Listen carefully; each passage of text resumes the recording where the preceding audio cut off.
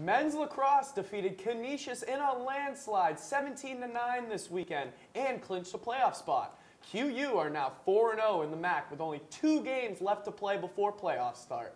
The baseball and softball teams also took the field to gain some much-needed ground in the MAAC standings. And later in the show, we're going to discuss women's lacrosse and our step up and step down athletes of the week. Stay with us.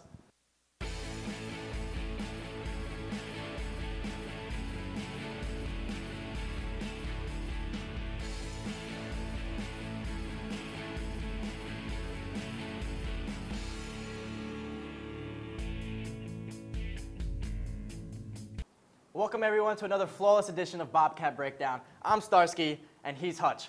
And what a great show we have in store for you today. We start off with the men's lacrosse team who cruised past the Canisius Golden Griffins 17-9 in what would become its 4th straight win in MAAC competition. The team is now 1 win away from securing the MAAC regular season championship and postseason home field advantage. Justin, what'd you make of the Bobcats' performance last weekend? Well, it was quite a stellar performance, Nick. I mean, Brian Feldman, the guy had, yeah, you're right, 7 goals this weekend. 7 goals. Like, I say that once, and I still can't even, fathom 7 goals in my head. They really went 2 games left against Monmouth and Manhattan this weekend, so we'll see what they can do in those last 2 games, as we know how important they are going to be. You know, Canisius not that great of a team, but nonetheless still in the middle of the pack in the MAAC. Bobcats way ahead. So, Nick, what'd you think of them this weekend? Man, this team is so fun to watch. I just love being there. Like you said, Brian Feldman, 15 points in his last 2 games. Incredible. The kid's incredible, excuse me. He's teamed up with Ryan Keenan and, you know, one of my favorite players, Foster Cuomo. Absolutely dominating. You have Jack Bruss back there who's just absolute lockdown. It's so fluid, this team. You know, in the beginning of the season, they had some struggles against, you know, Brown, like in their season opener. And things weren't really clicking. But now it's just fluid. There's no confusion. And everybody seems to be on the same page. And from the coaching staff down, it's just a real fun team to watch. You know, they're really good at all facets of the game, too. Face-offs, Will Vitelli rarely loses any face-offs. He gets that ball into those offensive attackers, gets Kevin Deal on the field, Foster Cuomo, like you mentioned. And, you know, they always just get the ball to Feldman somehow, and he's just putting the ball in the back of the net. So, Nick, how important is it for this team to clinch home field advantage in these MAAC playoffs? Yeah, it's huge for them. You know, I think that this team will probably have the deepest postseason run of any other QU team, you know, besides men's hockey, obviously. That's a big statement, Nick. Yeah, I know, because they're that dominant. You know, they're ahead of the MAAC standings. They're 4-0 in the MAAC, 7-3 right now. There's really no team that's competing with them right now. You know, Marist was picked ahead of them in the preseason polls. They were 2nd, but, you know, Marist just dropped the game to Manhattan. And Monmouth is 3rd, and they just dropped the game as well to Detroit. Both teams that, you know, Quinnipiac handled, you know, themselves. So this home field advantage is going to be huge for them, you know, because they're going to be comfortable. They'll get into their routines. It's not going to fall to them at all because, you know, they'll be ready for the competition, whoever they have.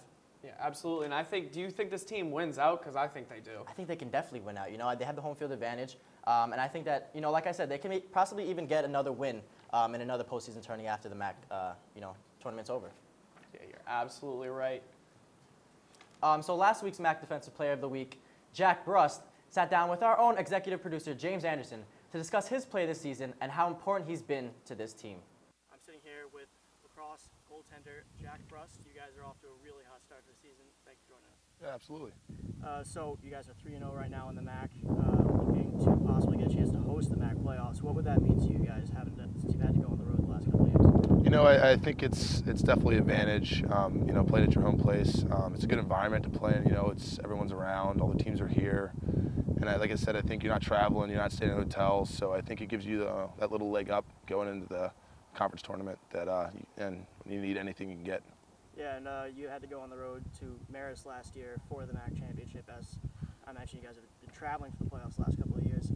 You guys just beat them a couple weeks ago in double overtime. Is that one of those things when the schedule comes out, you just circle that game on the calendar? Yeah, for sure. You know, I mean, obviously every game's important, but for, you know, the guys that were on that team last year and the guys that were, you know, sitting there, you know, with their heads in their hands as Marist was celebrating, it's definitely something you think about when you see the schedule, when you see that game. Yeah, so when you guys are having to travel back there again, is there any thought of, like, let's try and take advantage of this? Like, if we have to come back here for the playoffs again this year, we want to know we can win on that. Yeah, for sure. You know, I think it's, you know, just beating them in general. You know, whether here or there, you know, it's something, trying to prove it to yourself, your team, and like I said, it's always good to get a conference win. So. Yeah, and as we mentioned, you are the goalie for the men's lacrosse team, and it's a very interesting position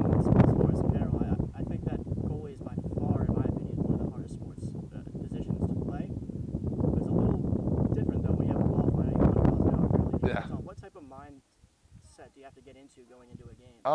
Gear up for that. Yeah, for me, it's kind of just focus. You know, I'm not a big, get super pumped up guy. I kind of just like to be clear, focused, and just zone in on the ball. You know, it's a lot of people say we're crazy, but when you get to this point in your career, you've been doing it for so long, it's kind of just habit. So get out there and just try to get after it as much as you can. Yeah, well, you've been having a ridiculous year so far. You're third in the MAAC in goals against average, second in save percentage, and third in saves per game with 11, which is a really good number of saves to have, especially in lacrosse where it seems like every other shot a goal is going in. Yeah. When it's a really close game like it was in that double overtime game with Marist, what type of pressure are you feeling at that point in the game? It's kind of hard not to think about, if I make one mistake, game's over. But, you kind of just try to block that out and just reaction. You just got to react to the ball. And yeah, there's pressures, but you kind of just try to, like I said, block it out and make the best save you can. And looking towards the rest of the MAAC games this year that you guys have, is there any particular area that you guys want to work on to improve? I mean, you're undefeated. There's not a lot that you can say we need to get better in this area, but is there any area that you guys as a team are looking at? I think it's just trying to, build on the previous week. Obviously we had a good game last week against Detroit. We were lucky enough to come out and, get ahead early and keep it that way. But, with that being said, I think that there's always something you can work on, and I think there's always something we can better at, whether it's turning the ball over less, moving the ball better, not giving up stupid goals on defense, just little things like that. When you're playing well, you tweak those little things, and it goes from well to really good to great, and that's how the progression goes over the season, and that's what we're trying to do. You guys seem to be really good at kind of taking things as they come to you. You mentioned the Detroit game. You guys are a spring sport, but you were playing in the snow last week. Yeah, it's tough, but I think that speaks to the toughness of our team. It's a lot of times that could be pretty rattling. Walking out, it's 30 degrees, it's snowing, but we just kind of use it as to our advantage and say, we're not going to let this weather bother us, we're not going to let the situation bother us, but we're going to just go out there and do what we got to do. And for you this season, coming into the season and going forward from this point, do you have any kind of personal goals that you guys set for yourself? Individually, I just try to put my team in the best position we can to win every week, and luckily for me, I've been able to do that pretty well. But obviously, having lost in the championship game last year, that's our goal as a team, and that's what we strive for every day in practice. It's not. We talk a lot about being a unit, not being individuals. So it's more about our team goal and what we want to do as a unit, as opposed to anything personal. Okay. Well, thank you for joining us, and back to Justin and Nick at the desk. When we come back, Nick and I will be dancing around the diamond as the baseball team and the softball team both play doubleheaders in MAAC games. We'll have the results for you after the break. Stay tuned. Welcome to A Sheer Sensation, North Haven's premier cosmetology service, located at 140 Washington Avenue, minutes from Hamden. We offer an array of services, from basic cuts and colors to lash extensions and formaldehyde-free keratin treatments. We also provide hair chalk and styling for men. When you spend $60, your Q card will get you 10% off. Call us at 203-239-6477 to make your next appointment at A Sheer Sensation. The freshmen this year have stepped in and really just eliminated that problem, doing the right plays at the right time. I mean, it certainly seems like an uphill battle for this team, but Tricia Fabi is one of the best coaches at this university. Bobcats hosting Arizona State. We'll start with this power play. But she's strong. Good Lord, I saw her lifting one time. She could squat 3 of me. Like, oh, well, 7 of me then.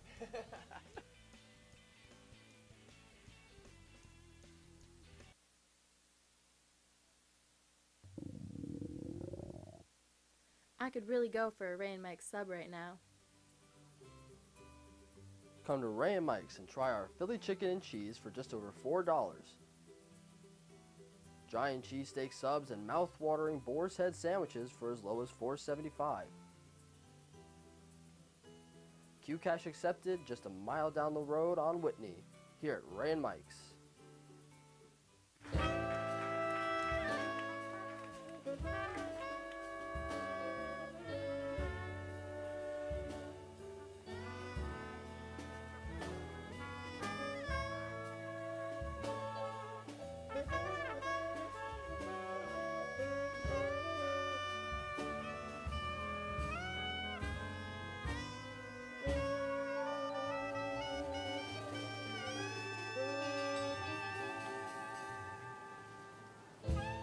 Welcome back, everyone. The baseball team hosted Iona this past weekend in a 3-game series and swept the Gales behind some dominating pitching and late-game heroics. JC, just how important was this win for the Bobcats? The whole series sweep was huge, Nick. 3-game sweep, gets this team on a 4-game winning streak. Your best pitcher comes out there, Tom Jenkins, throws an absolute gem. 8 innings, 9 strikeouts, just adding to his 51 Ks on the season. Small number there. Not really. Like you were talking about, pitching absolutely emerged, but these bats are finally coming alive.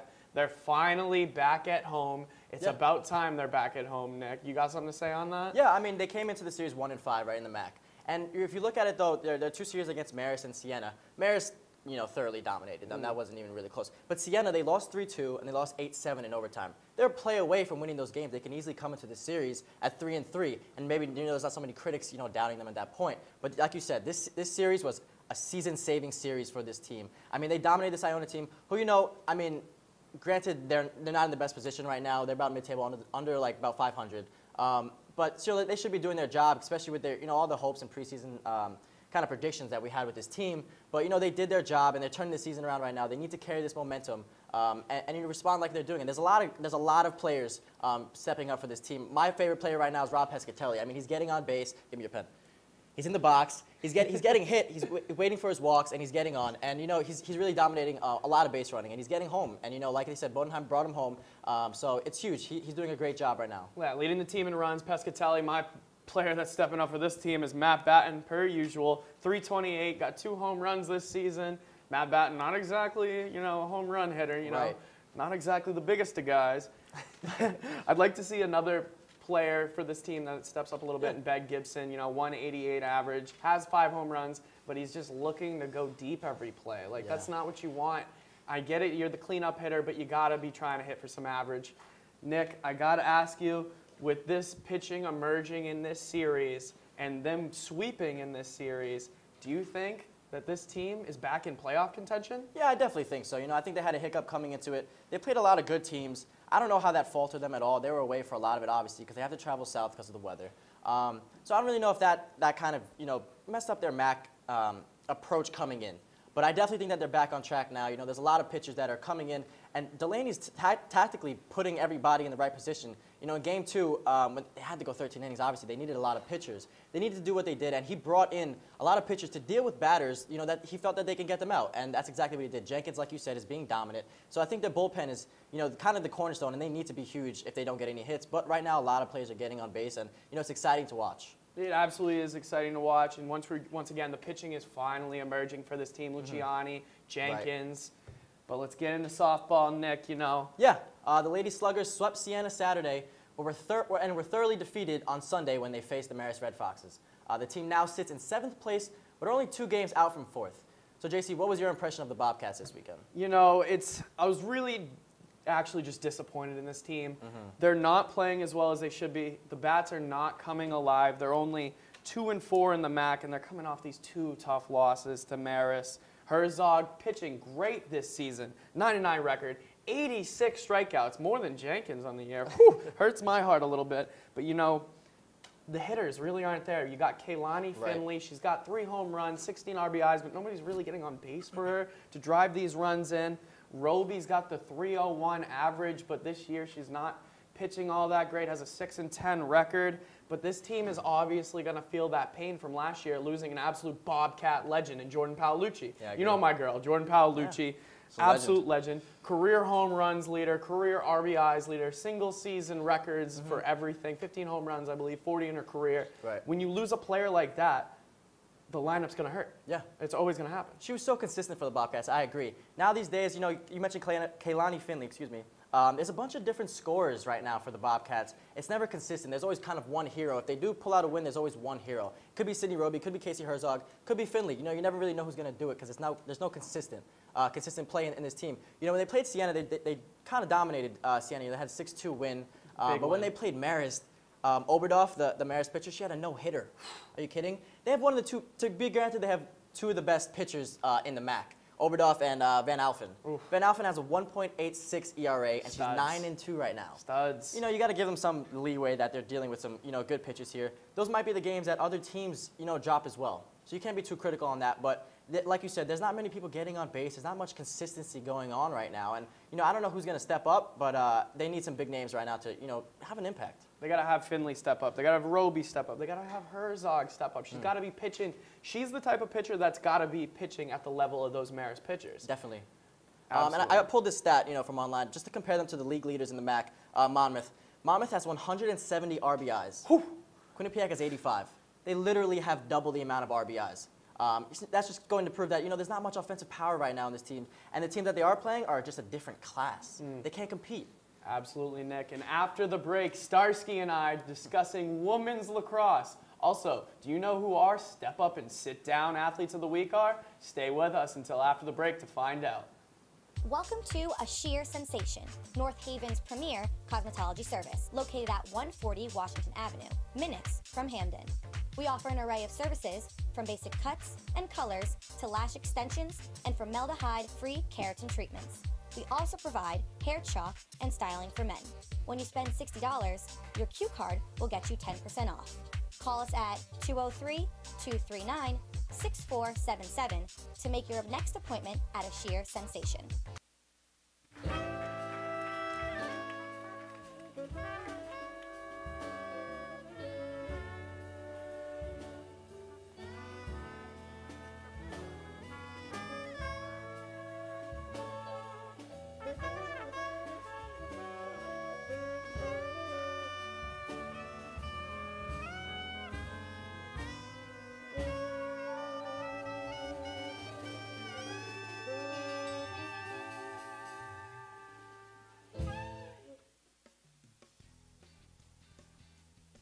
Freshmen this year have stepped in and really just eliminated that problem, doing the right plays at the right time.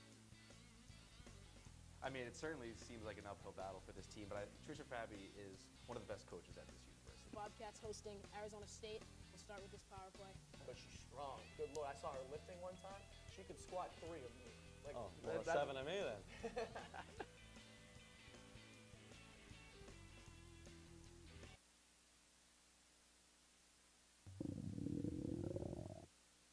I could really go for a Ray and Mike sub right now. Come to Ray and Mike's and try our Philly chicken and cheese for just over $4. Giant cheesesteak subs and mouth-watering boar's head sandwiches for as low as $4.75. Q Cash accepted just a mile down the road on Whitney, here at Ray and Mike's. Hello everyone, thanks for sticking with us. We conclude with the women's lacrosse team, who were defeated by the Marist Red Foxes this past Saturday by a score of 13-2. The team now sits dead last in the standings and have still yet to win a game in the MAAC. Firstly, Justin, what were your impressions of the team this weekend? None good. Let's just say that. Let's start that off. This team is closely getting to volleyball level. 2-12 record on the season. They're on a 9-game losing streak right now. Offensive, yeah. Right? That hurts me too to even say that. 0-6 in the MAAC this season, and they're just really not impressing out there. Their goaltending's okay. The forwards have been probably the one bright spot of this team. Just defending not very well. Players like Kira Kelly doing her best back there, but she can't do everything, Nick. Right. There's 4 defenders with her. Yeah. I was watching the game, and I was on the sideline with some parents, and, they scored the first goal. It was 1-0. And then Marist rattled off 13 straight goals. After the first goal, these parents sat down and said, here we go. We're in for a long one. Because that's what it is with this team, They can't really respond. They get shut down so early, and they just deflate. It kind of goes back. I mean, you did mention that there is good goalkeeping, but, I mean, let me pull this stat for you, because Larkin has the second best save percentage in the MAAC, right? She has 116 saves, but she has 151 goals against her. She has the most goals led up in the MAAC. They're conflicting statistics, right? She's up there in save percentage, but she has the most goals. All that means is she's getting a bunch of reps. She's getting a bunch of shots taken off her. It's like Kobe in his last game. He's going to take 50 shots. Obviously, he's going to score a lot of points, right? but everybody sees the stats, and they think that, it's amazing. But, credit to her, because she's the only one sticking in there and doing her job. But, it's tough for her because she doesn't really have the defensive support. They're just bum rushing. Then they play teams like Marist who just come down the gun and just, dominate. And it's tough for her because, she's just stuck there. And not even in MAAC play. Their first game of the season, this team lost 21-0 against UConn. They didn't score a goal against the University of Connecticut. Right. Granted, that's a good team, and it's, in Connecticut, one of those big rivalry games, but you got to show a little more heart than that. They had that one Big win against Army at West Point, which is always a good win against those girls. But then you're even losing to Yale 4-11. That's a rivalry game if we've ever heard of one. Right. And this team. Yeah, exactly. You would think they would have much more heart in that, and it'd be much more competitive. And I'm a stat guy, so I'm just going to throw out one more juicy one. Ooh, I like it. Marist's Allison Gianti. She's actually the leading scorer in the MAAC right now. And Kara McHugh. Both of them combine for 86 goals. The entire QU roster has 73. So 2 of Marist's players have more goals than the entire QU roster. I don't know what to make of that. There's obviously a big gulf in class. I mean, Marist is second right now, QU is last. I get that. But, there should be a lot more players just contributing in some way. They don't have to be, stat breakers. But they should at least there should be some kind of medium in this team where, a lot of players are stretching out these goals and everybody's contributing, but it's really not the case. And I got to ask you, Nick, since this is like a younger team, what do you think? Do you think this is a rebuilding year for this team? No, because, I mean, saying it's a rebuilding team for this year is kind of like saying, it kind of like a nice way of saying that they can't sink any lower. I mean, like if you think, this is going to be an obvious kind of statement, but, if you look at pros compared to college, when you finish last in the pros, you get a crack at the next best available player, right? Yeah. When you finish last in the college, you don't. You get the same tier of players that you're dealing with. You're not going to improve there. So they really need to pull out a gem from somewhere. I don't know. They need to, recruiting is an art, so they need to pull out a gem from somewhere who's kind of an underdog. I don't know if they recruit earlier on, maybe like attack a 9th grader and before she's developed and try and pull her out and see if, she could be a budding star before any other team goes after her. I don't know what the deal is or how you can, kind of combat that. But they're going to attract the same players that they're dealing with right now. And, like we mentioned before the show, they have an interim coach right now. So kind of the management, they were never really set up to succeed this season. Absolutely. Their backs were against the wall, and it's been tough for them. So I really don't know how they turn this around. Rebuilding season, yes, because they can't go any lower. They're last in the MAAC right now. Like Philadelphia Sixers, Sam Hinkie type team. They're trying to tank almost, but they really shouldn't be. They don't even have a coach sometimes when they're out there. Yeah. Nonetheless, I will take this as a rebuilding team, though, because they have some good players out there. They got freshman Allison Kuhn. She's a monster, looking like John Kuhn from the Green Bay Packers over there. She's great out as a forward. She's in the top 5 of this team scoring. I believe she's number 3. Granted, I will look to your point that 3 out of the 5 leading scorers for this team are upperclassmen, but guess what, Nick? One of those is a junior. So since one of them's a junior, they're going to be back next year. So's Kuhn. So's a lot of other these players, like Kira Kelly, like we were talking about, real good defensive player. Yeah. I'm looking for this team to be more than 5 wins next year. I really do hope so. They have Fairfield tomorrow and Manhattan to conclude the season, on senior day. Hopefully that they can pull something out there, for some pride to finish out the season. They're 0-6 in the MAAC right now. And, this is their senior day. Hopefully that, it'll be a family and friend event, and, hopefully they can pull something out of this season. But, I don't know what they're going to go with. And it's going to be tough for them to just finish the season. I'm pretty sure that, the team is looking on to next season. And, I don't know where the morale's at right now. Likely for these seniors, you'd like for them to win in their senior night. I mean, that's just, where you really got to put their heart on and send them away with a W if you're an underclassman. But nonetheless, Nick, we're moving on to game to watch, people. Yeah. What is your game to watch for this upcoming weekend? My game to watch, men's lax. Men's lax. Yeah, they're playing Monmouth, traveling to New Jersey. They're a game away from clinching the MAAC regular season title and getting that home field advantage. Huge spot. Yeah, it's huge. They've been dominating all season. This is exactly what they need. Like I said before, Monmouth dropped some points. They just lost to Manhattan. So they're in 3rd place right now. And, this is easily a team that they can handle. They've played Marist, who everybody thought would handle them. But, they've done a great job this season. And there's really not much that, this team can, not handle when they're on the road. They have 2 shots at this. They have Monmouth and they have Manhattan the last game here. So I'm wondering if, it's on ESPN3, by the way, so everybody can tune in. But ooh, nice I'm wondering, little plug there. Right, thanks. I'm wondering if, even if they don't have this game, they have a Manhattan team who did just beat Marist. So they're kind of a shining spot for them. They have them on senior day. So I'm kind of wondering that if they win this Monmouth game, if they rest their starters, going into playoffs. Let's say they don't win this game. They do have Manhattan. I think that they can, easily take care of the competition. What's your game to watch? Nick, my game to watch is the Bobcats going against Manhattan this weekend. They got a 3-game series. The Bobcats are on a 4-game winning streak, back in playoff contention. I'm looking forward to watching this weekend. Probably another start for Tom Jenkins. Almost had a no-hit bid his last time out. And for Manhattan, they have no starters with an ERA under 3. That's, not that great for a starting rotation. Their relievers very good. This team, 10-22 in the season, 3-6 in the MAAC in Manhattan. Bobcats need this W. If they can sweep, that puts them sitting pretty going into playoff time. We'll give them a winning record in the MAAC. Probably boost them to 7-5 in the season. But what is key for them this weekend, Nick? They need to hit. I'm looking for Ben Gibson. I'm looking at you, Matt Batten, the usuals. They all need to be hitting. Pescatelli, keep getting on base. You're doing great. Most runs on the team right now. Got to keep doing that. Do you think they can ride the momentum and pull out more wins and losses in this next series? Well, this next series? Yeah. I'm expecting a sweep, Nick. Okay. They need to sweep this series if they want to get into these MAAC playoffs and do some damage. Nonetheless, I'm looking at you. Who's your step-up athlete of the week? Kind of an underrated player, not many people may know about, is a freshman on the men's lacrosse team, Foster Cuomo. Ooh, good player. Man, if you can see this kid play, he's so smooth, he's so silky. He reminds me of a younger me, Oh. He's the only freshman to start every game for the Bobcats. 10 for 10.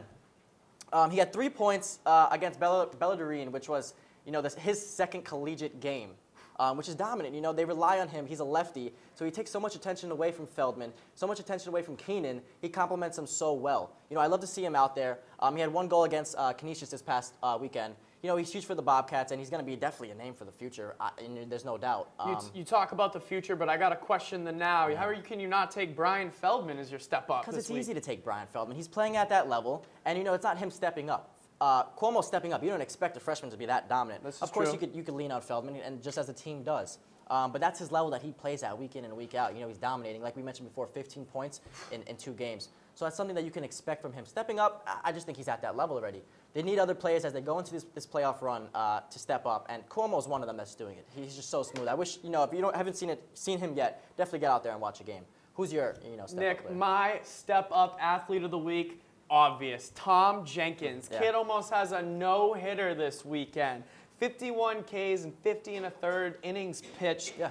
This weekend, in his start, he had 8 innings pitched, 2 hits, 8 Ks, and only walked 1 batter. Had a wild pitch, but when Tom Jenkins is out there dealing and not throwing anything past the backstop and just hitting the strike zone, the kid's a stud. Yeah.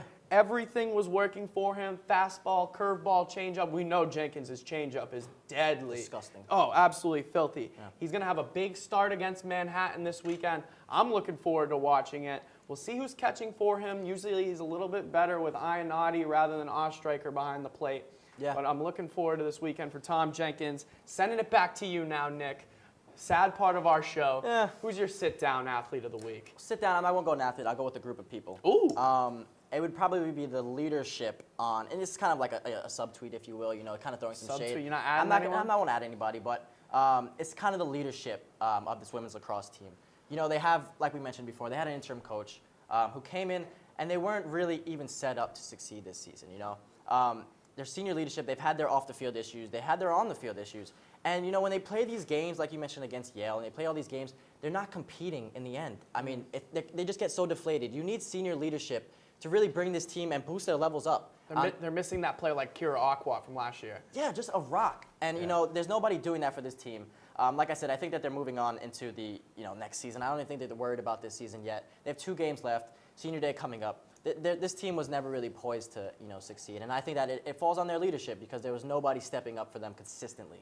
You're absolutely right. What about you? My sit-down athlete of the week, Nick. Yeah. This one may come as a little bit of a surprise, but she needs to step up for her team. It's Sydney Roby of the softball team.